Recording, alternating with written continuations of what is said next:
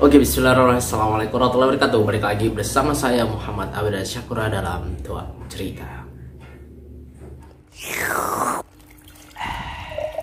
Apa tuh?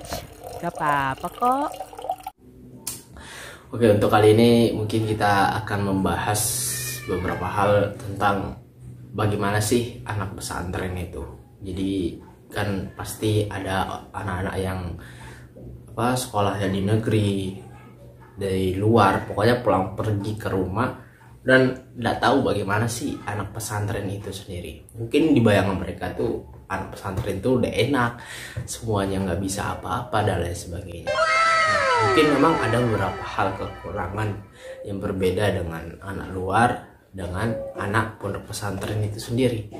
Mungkin salah satu pertamanya ialah tentang relasi, tentang pertemanan.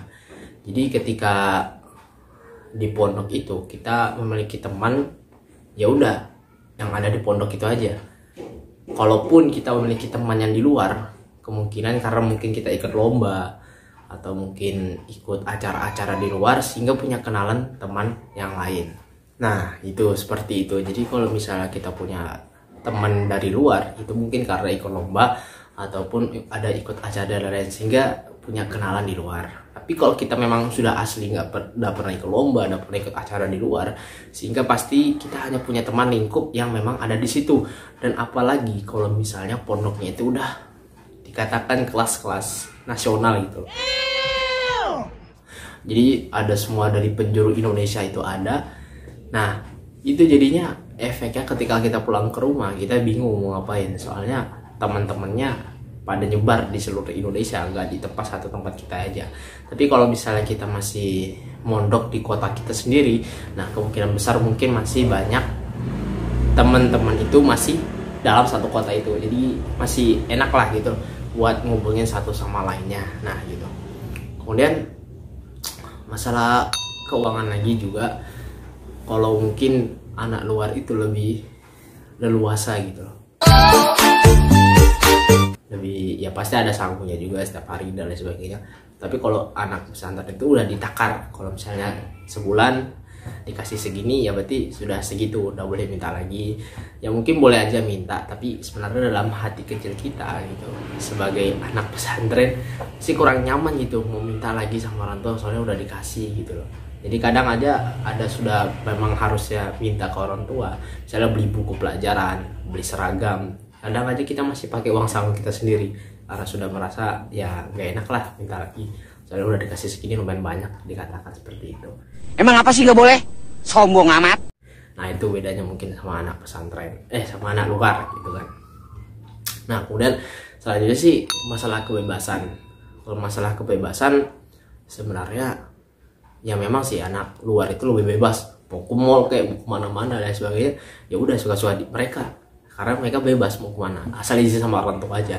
Nah kalau kita terikat banget sama peraturan, jadi kalau sudah harus di situ ya di situ aja, gak boleh keluar kecuali ada waktunya perkeluaran atau perpulangan. Nah kita baru boleh pulang, dan itu pun masalah izinnya pun sangat repot gitu loh.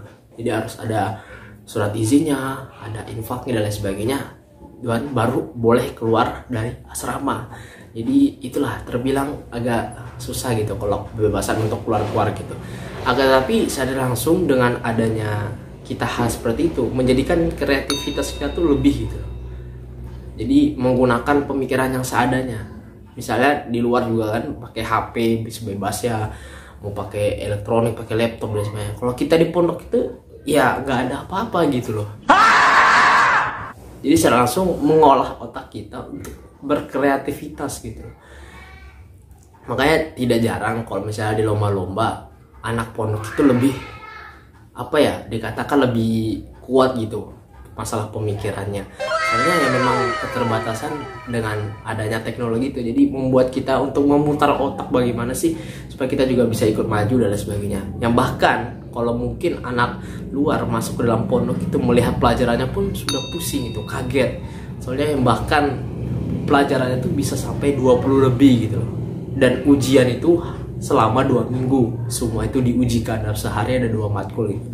Ada yang full bahasa Arab misalnya, ada yang umum juga, pelajaran yang harus kita pelajari dari pemerintahan gitu. Nah itu jadi wah, sebenarnya kalau dipikir pakai otak itu sudah woi gitu, woi gitu, woi gitu, woi gitu. Soalnya udah menumpuk banyak banget gitu, apalagi yang full bahasa Arab gitu, harus hafalan, harus ini gitu. Wah, Insya Allah ya lengkap. Ditambah lagi mungkin pelajaran dari pemerintah seperti biologi, fisika yang juga berat-berat gitu kan. Oh my god, wow.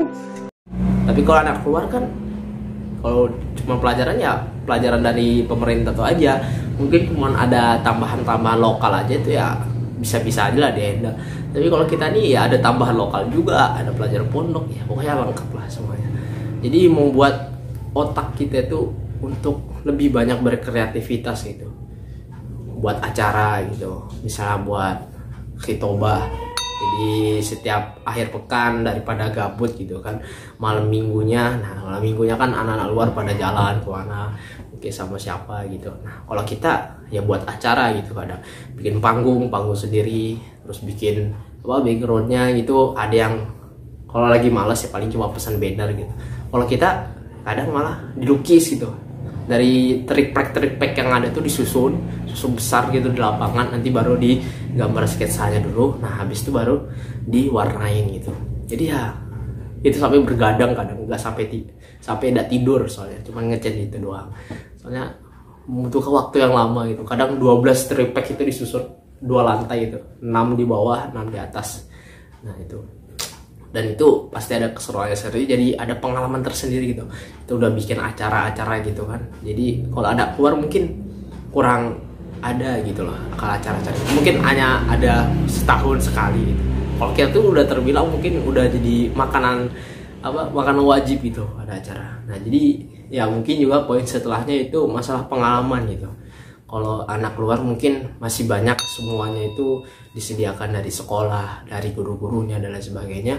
Jadi asal terima aja gitu loh. Sedangkan kami itu kadang kalau ada acara-acara justru kita yang menghandle sendiri gitu loh. Jadi ya bagaimanapun caranya kita yang berusaha, dan para ustadz pengasuh tuh ya mungkin cuma memberi masukan dan tidak membantu sama sekali gitu loh. Ya mungkin hanya bantu sedikit-sedikit saja. Tapi yang lebih fokusnya tuh kita sendiri ya bergerak. Yang bahkan dulu ketika saya di pondok sempat mengundang Habibur Rahman gitu kan. Orang yang termasuk terbilang terkenal di Indonesia bisa datang ke pondok saya.